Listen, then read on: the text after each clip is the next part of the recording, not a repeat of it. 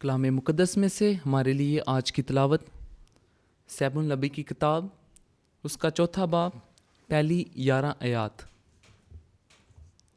ان دنوں میں فلسطینی اسرائیل سے لڑنے کے لیے جمع ہوئے، اور اسرائیل نے ان کے خلاف جنگ کے لیے نکل کر ابن عزر کے پاس ڈیرا لگایا، اور فلسطینی افیق میں جا اترے، اور فلسطینیوں نے اسرائیل کے مقابلے میں صف آرائی کی اور لڑائی لڑنے لگے۔ تو اسرائیل نے فلسطینیوں کے سامنے سے شکست کھائی، اور انہوں نے شکست میں سے میدان میں تقریباً 4000 آدمی قتل کیے۔ تب لوگ خیمہ گاہ کو واپس آئے، اور اسرائیل کے بزرگوں نے کہا کہ خداوند نے ہمیں فلسطینیوں کے سامنے سے کیوں شکست دی؟ آؤ ہم خداوند کا صندوق شہادت شیلو سے اپنے پاس لے آئیں، تو وہ ہمارے درمیان ہو، تاکہ ہمارے دشمنوں کے ہاتھوں سے وہ ہمیں رہائی دلائے۔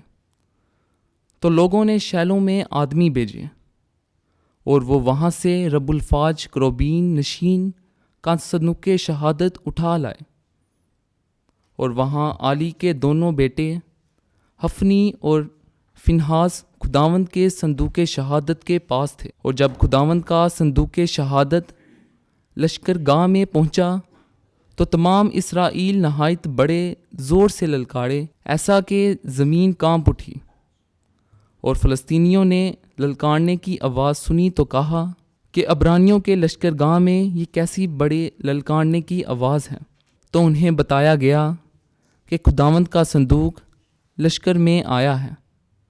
تب فلسطینی گھبرائے اور کہا، ان کے معبود لشکر گاہ میں آئے، اور انہوں نے کہا کہ ہم پروا ویلا، کیونکہ ایسی بات کل اور اس سے پہلے نہیں ہوئی۔ ہم پروا ویلا ہے، کون ہمیں ان زور آور معبودوں کے ہاتھ سے چھڑائے گا؟ یہ وہی معبود ہیں جنہوں نے مصر کو تمام آفتوں سے بیابان میں مارا۔ اے فلسطینیوں، دلیری کرو اور مرد بنو، تاکہ تم عبرانیوں کی غلامی نہ کرو جس طرح کہ وہ تمہاری غلامی کرتے تھے۔ پس مرد بنو اور لڑو۔ اور فلسطینی لڑے تو اسرائیل کو شکست ہوئی، اور وہ سب اپنے اپنے خیمے کو بھاگے، اور نہایت بڑی خوریزی ہوئی، اور اسرائیل میں سے 30,000 آدمی مارے گئے، اور خداوند کا صندوق پکڑ لیا گیا، اور علی کے دونوں بیٹے حفنی اور فنہاس قتل کیے گئے۔ پاک کلام کے پڑھے اور سنے جانے پر خداوند کی برکت ہو۔ خداوند کا شکر ہو۔